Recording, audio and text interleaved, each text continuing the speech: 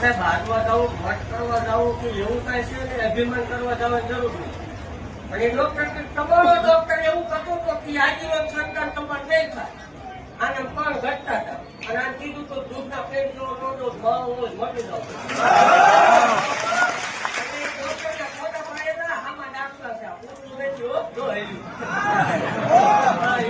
બાકી ભલામણ હત્યા ગાંડાની મેળવે બોલે ને એટલે એમાં અર્જુનનું બાળ પગે ગરમીની મેળવણીનું તીર કોઈ જય હો.